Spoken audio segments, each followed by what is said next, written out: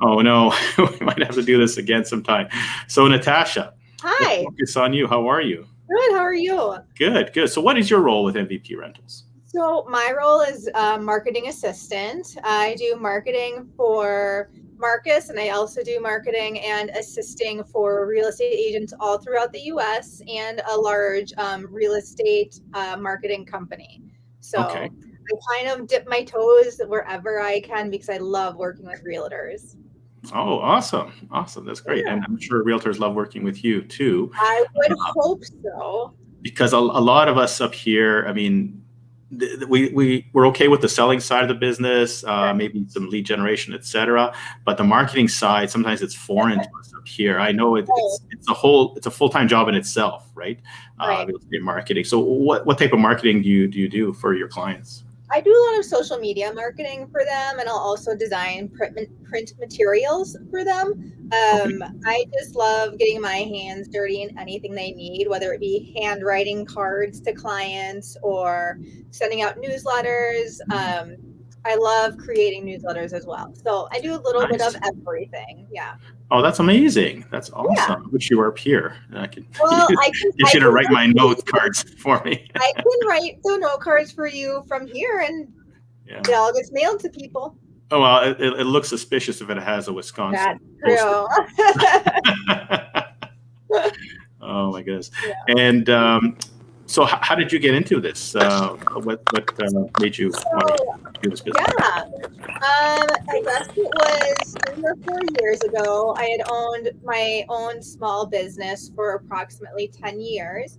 Hmm. And I since sold that for a profit. Hooray! Yeah. And then I applied for jobs, and I've always loved real estate ever since I was young. And so I saw that there was a marketing position available at this real estate agency, and I said, let me go ahead and apply for it and see if I get it. I got it. That's where Marcus and I met.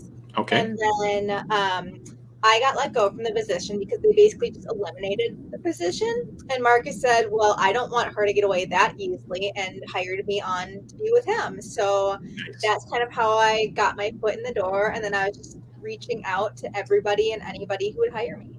Oh, beautiful. Okay, Yeah. excellent. And I understand you've also dipped your toe into the real estate investing market as well. You We, bought a property halfway across the country, right, in Oregon? yes. So so we came into a little bit of money, and we decided that we wanted to look towards our future, and decided we've always loved Oregon, my husband and I, and we thought that, we're in our mid 30s. My kid's 9 going on 19, but he'll be going to college in the next 10 years, and we wanted to look forward. So we said, let's get into a property now because the prices are going so quickly, especially in the area that we were looking. Yeah. So we bought a property. It's definitely a rental. It's definitely not like move-in ready. But we're super excited to start renting it out. I think we'll start renting out October 1st of this year. Okay. So fingers crossed, everything Have you goes. closed on it already? Is it yours now, or is you still waiting? Is Oh, it nope. still in? We closed on it last month. We went out there once already and started cleaning cabinets and doing just a little bit of work around there. We've hired our contractors to take care of plumbing, roofing, redoing a bathroom, and a couple of other things. And then, yeah, we should be ready by 10/1 for renters. So, Oh, very good. Excellent. Excellent. yeah. And did you actually go out there and see the property and purchase it, or did you purchase it sight unseen? Sight unseen. So, Really? yeah. Oh, wow. So, That's very brave of you. yeah. No, it was. I think we talked about this when you came on our podcast, but it was the location that sold us on Right. the property. Yes. And Yes. Absolutely. you can Yeah. change the exterior, you can change the interior, but you can't change the location. 100%. No, I agree with you there. Location is key, obviously, with any, not just for home purchases, but for investment properties as well, especially if you want to have quality tenants, renting them out. Right? So location makes all the difference in the world, for sure. But sight unseen, I'm not sure if I would do that. I'm not as brave, Right. especially that far away, because actually earlier this week, what was it? I think Tuesday, I went to look at investment property in Toronto. I'm just on the outskirts of Toronto in Mississauga. So I went into Toronto to look at this investment property. It looked great on paper. Location was fabulous. It's in a neighborhood called the Junction, which is up and coming. Lots of gentrification going on. So I thought, fantastic opportunity here. It's a triplex, so 3 streams of income coming in. Looked great. But when you get there, top 2 floors were okay. The basement was a write-off. It was just so small, and there was literally flies buzzing around the doorway there. I don't know where these flies were coming from. Dead body inside, I'm not sure, right? So who knows, right?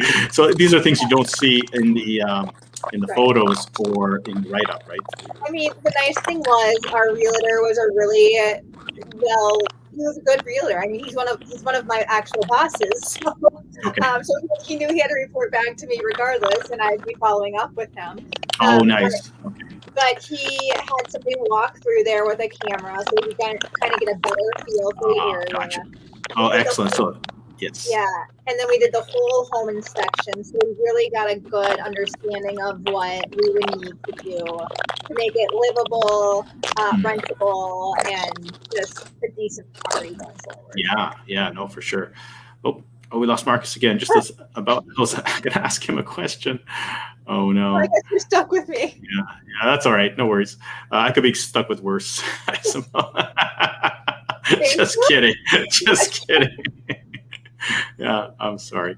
So at least you had somebody there, Yes. present and going through the property 100%. For you. So that's great. That's good. Nice thing is it's by schools, it's by restaurants, it's within distance of shopping areas and all of that stuff. So that we thought was it would be great for families, it'd be great for singles, it'd be great for couples. It could hold anybody in the house. 100%. Yeah, absolutely. Okay. So do you work at all with the finding tenants side of the business at all? Or I do not currently work with finding tenants. But we are working with a property manager out in Oregon to help us get tenants for our property out there. Okay. So that in and of itself with interviewing property managers was crazy. I mean, to think of what questions you need to ask them and what rental laws are, because they vary state by state. I don't know how it is in Canada, if there's just one rule or if it varies by provinces or. I'm sorry for property laws. Well, property laws. Mm-hmm. Well, there's a whole load of property laws here. So I was just even I don't know, what's the eviction status? Yeah, we have something called the landlord and tenant board up here. So and it favors the tenant there. So there's a whole bunch of rules. You can't evict somebody just because they missed a payment. Even if you're selling the property, you can't kick them out. The new buyer has to be the one to actually ask them to leave. And even then, they have to give them 2 months notice plus 1 month back in rent, et cetera. So there's a whole bunch of rules in play. Absolutely. But speaking of property management, I'm glad you brought that up because not only do you work for a property management company, but you also had to look for a property management company for your own rental. So tell us about that. What do you look for in a property management company? If somebody, say up here, has an investment property and they don't want to actually deal with it themselves. When I was interviewing a property manager, my first thing was, are they interested in me and my husband? Are they asking us questions? Are they giving us information? Or are we having to do all the asking and all the poking and prodding? And so we interviewed the first person and we liked him. He was fine. He was personable. He was a previous lawyer. So we felt comfortable with that. But at the same time, I also didn't feel like he was like a go-getter or like really gung-ho. And I was Mm. like, okay, well, we'll see what the next two came to look like. The second one, he was great if you lived in the area. I feel like he was very old school. I don't think he did a lot of email communication, and something like that's vital, and it's really key to us because we are so far away. And I mean, unless you want to do like a handwritten telegraph, um, like, so we wanted somebody that was really tech Yeah. savvy and in the know. So the third person came out. Sorry, your fax machine doesn't work. You can't use fax. No, I know. I maybe if I dust it and blow on it and hit a couple times, it might. But Try unplugging it and plugging it back in. yeah, right.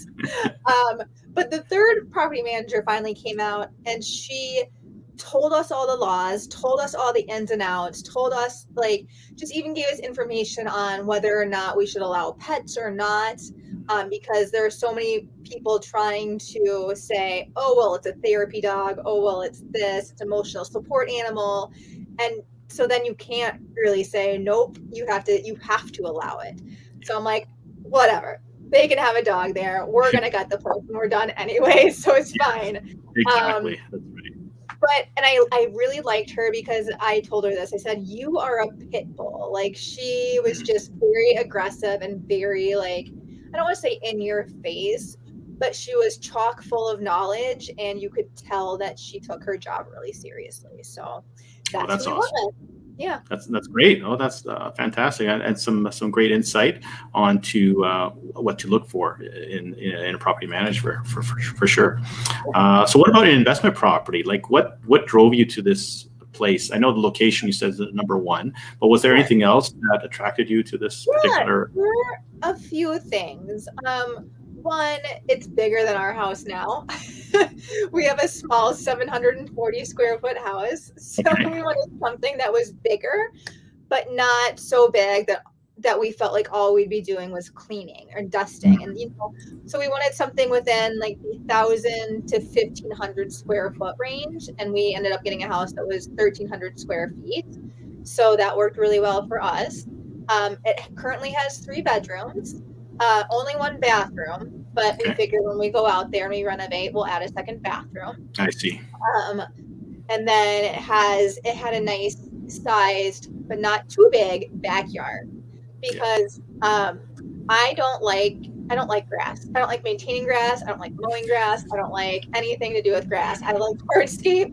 So I was like, as long as it's small enough that we can hardscape the whole thing, that's fine. Because my husband loves to barbecue. I love to relax outside. I love to play with my dogs. So we just needed like a little potty area for the dogs, and the rest of it is mine.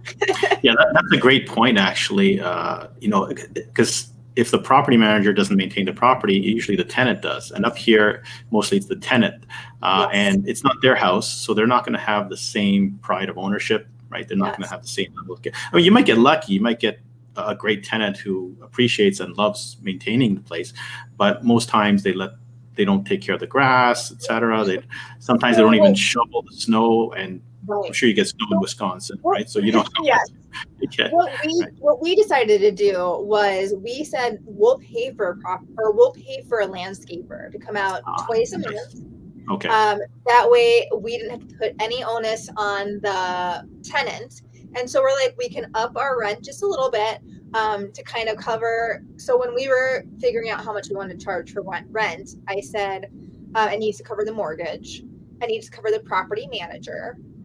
And then if it covers the landscaping, great. If it doesn't, that's fine. It's a gift from us to them. It's like $120 a month. It's a drop in the bucket. Sure. Plus, it's a long-term investment for you, so you're in a little different situation because you're planning to move out there in 10 years anyway, right? So, that's a great way of looking at it for sure. So yeah, we just figured, and plus it gives our tenants an added bonus. Mm-hmm. We installed a Ring doorbell for our tenants too. That way they have some added security. We're going to continue to add security cameras and stuff as as our finances allow, just because we want to make sure our tenants are comfortable. And like, we're going out in 3 weeks for my husband's 40th birthday. And so we said, well, we have nowhere to sit. And so we decided to order like an outdoor patio set. And I was like, let's just leave this for our tenants. And, you know, we're going to get a grill. And I'm like, we'll just leave everything for the tenants. And, you know, it's just added bonuses for them, makes them feel a little bit more at home. So, Yeah, absolutely.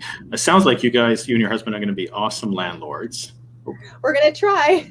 I think I froze there for a second, but yeah, I mean, it sounds like you're going to be awesome landlords, and that's key, right? The better the landlord is, the better the tenant is going to be, right? Yeah. It's all about Yep. relationships for Yep. me. I mean, you treat the tenant like gold, they're going to treat you back like gold, and with respect, they'll take care of the property.